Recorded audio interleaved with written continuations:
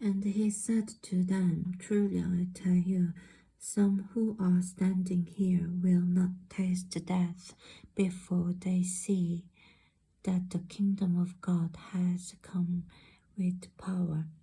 After 6 days, Jesus took Peter, James, and John with him and led them up a high mountain where they were alone, all alone.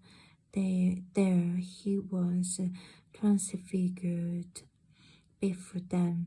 His clothes became dazzling white, whiter than anyone in the world could bleach them. And there appeared before them Elijah and Moses, who were talking with Jesus. Peter said to Jesus, Rabbi, it is good for us to be here. Let us put up 3 shelters, one for you, one for Moses, and one for Elijah. He did not know what to say. They were so frightened.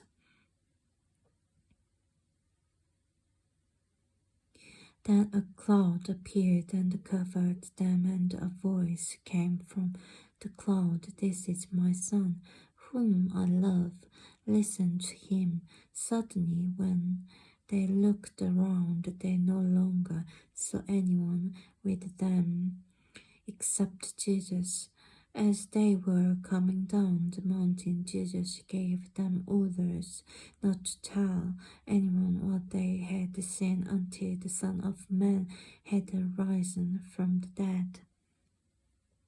They kept the matter to themselves, discussing what rising from the dead meant, and they asked him, Why do the teachers of the law say that Elijah must come first? Jesus replied, To be sure, Elijah does not first and restores all things. Why then is it written that the Son of Man must suffer much and be rejected? But I tell you, Elijah has come, and they have done to him everything they wished, just as it is written about him. When they came to the other disciples, they saw a large crowd around them and the teachers of the law arguing with them. As soon as all the people saw Jesus, they were overwhelmed with wonder and ran to greet him. What are you arguing with them about? He asked. A man in the crowd answered, Teacher, I brought you my son, who is possessed by a spirit that has robbed him of speech.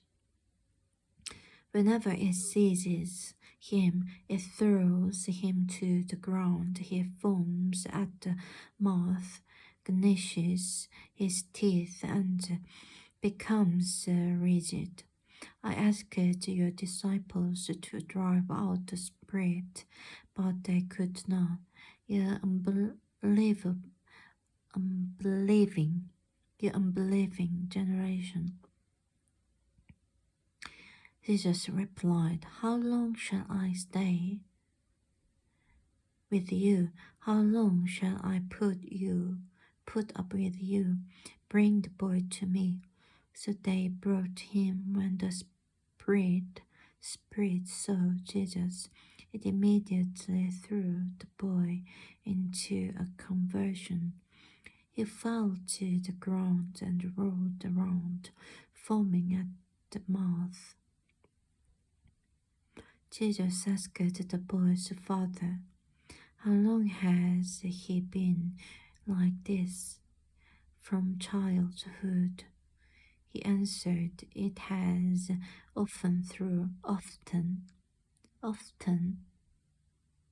often thrown him into fire or water to kill him. But if you can do anything, take pity on us and help us. If you can, said Jesus, everything is possible for one who believes. Immediately the boy's father exclaimed, I do believe. Help me overcome my unbelief.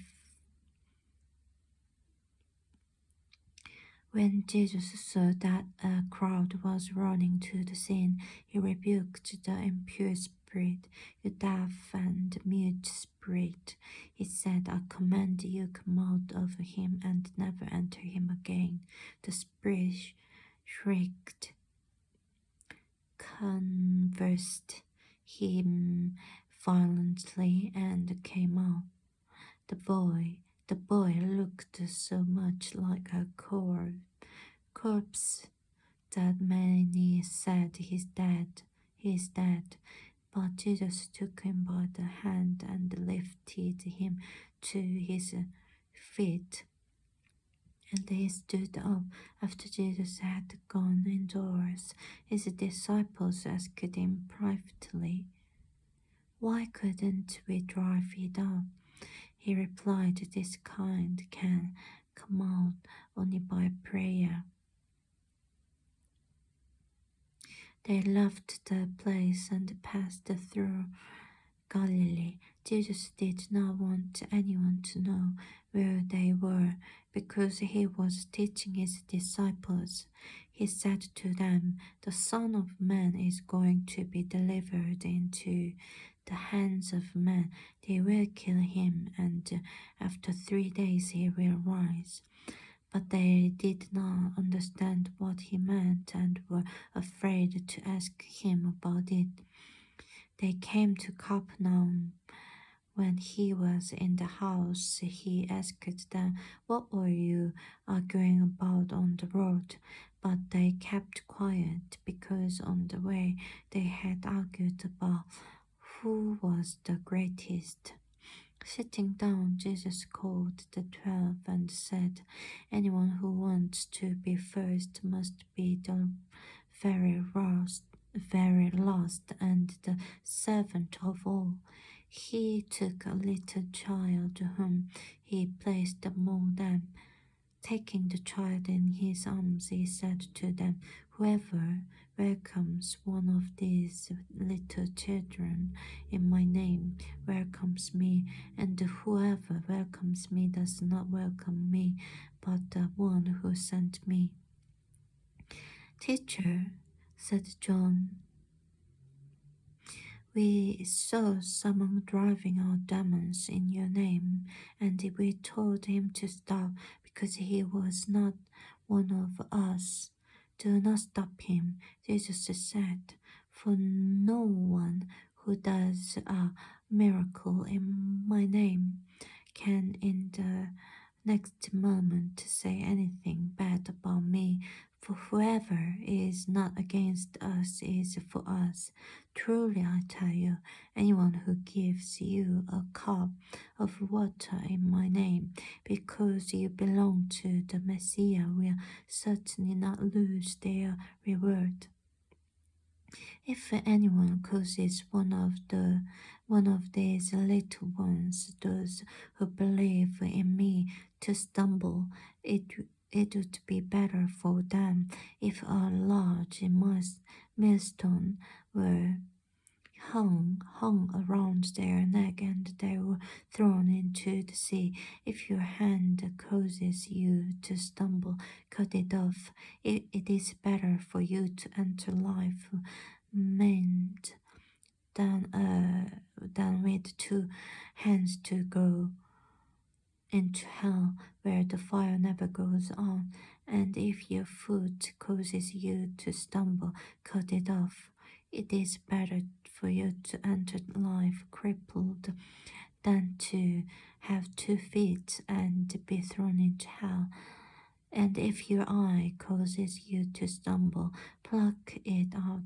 It is better for you to enter the kingdom of God with 1 eye than to have 2 eyes and be thrown into hell, where the worms that eat them do not die, and the fire is not quenched.